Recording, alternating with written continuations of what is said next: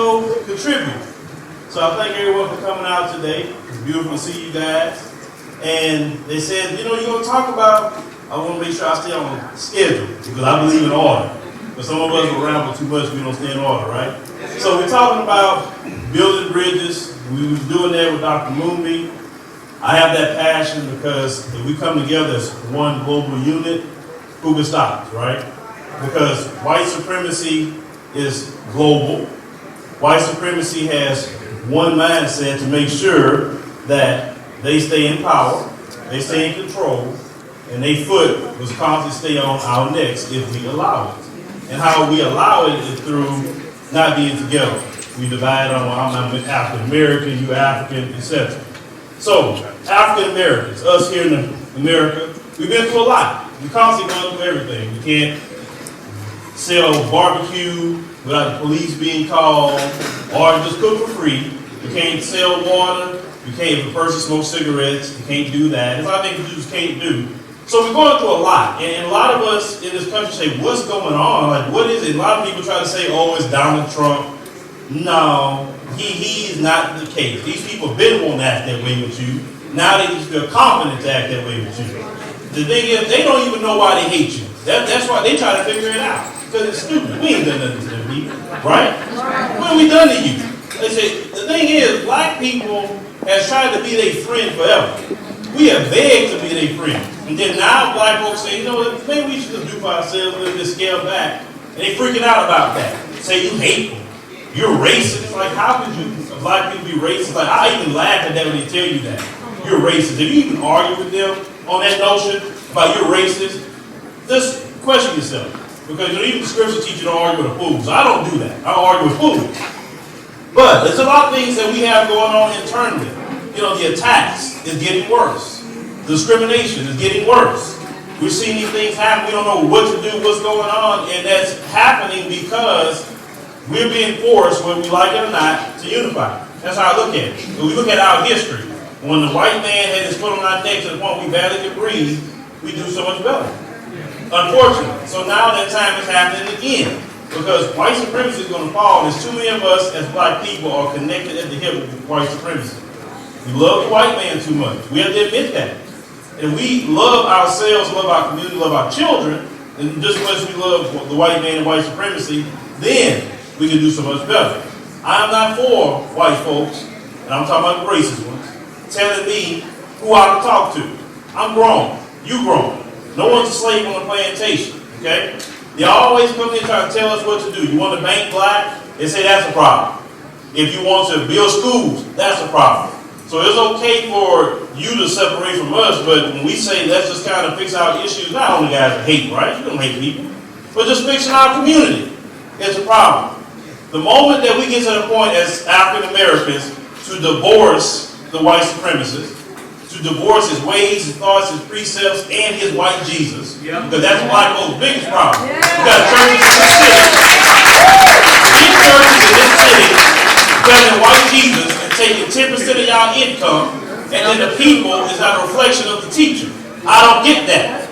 How is you got people that's getting wooden jets, you know what we're talking about, people who's living large, and the citizens on average in this particular sanctuary is barely making $30,000 a year. And the money that's going to, he's not the only one, it's many of them all over the country, is our fault. We have all this money going into these institutions that's ran by 501c3s, right? And none of it's coming back to the black community. And then in the history with slavery, they always used the preacher to control the slaves. And that's what they're there for. One preacher in this city that's really about something got a name is out there leading against racism and white supremacy. Where he at? You don't see him. Oh, you look $1 million and we don't see you in the black community. You don't think about it. You're supposed to be after, following Christ, fine. But Christ was in the streets. He wasn't in the house. But we accept that. And we say, oh, he's my pastor. You're a pastor? What is he doing for you? I'm just trying to figure that out. I don't get it. I don't understand it. And as black people here in America, we got to get our act together with that. We can't invest 10% of our income, billions a week, into institutions that's controlled by the white man And then we look at why we don't have nothing. You look at Chinatown, look at all these other places. Yeah, they got their little churches, but they got their communities. We have to say enough is enough. And following white Jesus, listen, I believe in the scriptures. Jesus was black anyway. Read the scriptures. Jesus was black. That's the first thing they did to trick you to say that he was white. Then you tell them that he's black. They know he's black. They know. Well, what race have to do with it? That's what I want to know. Why did you change his image?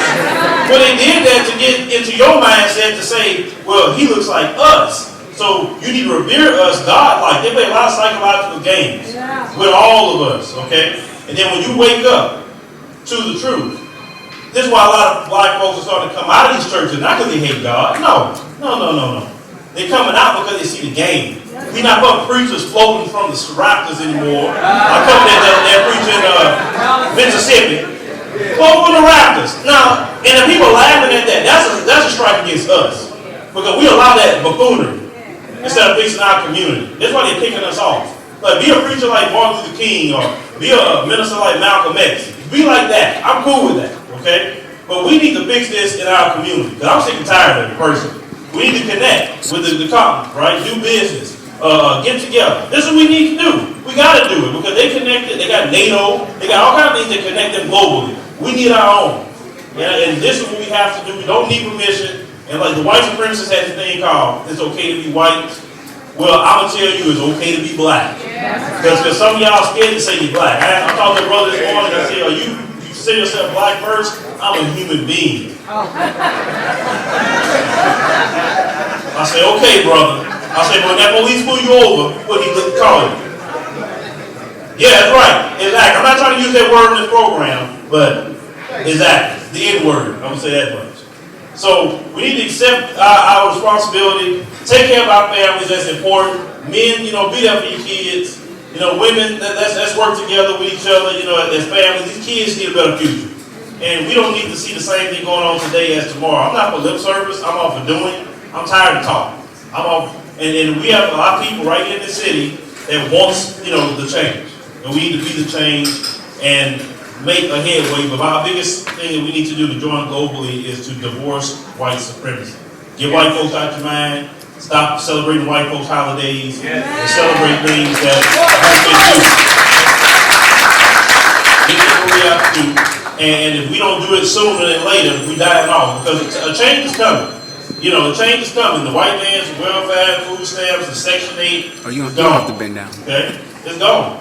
Do it for self or you're going to perish. I want to thank you guys for joining us today. I'll pass the mic over to Miss Shantae. Where's she at? Okay, Shantae, you got a name? Is he at home?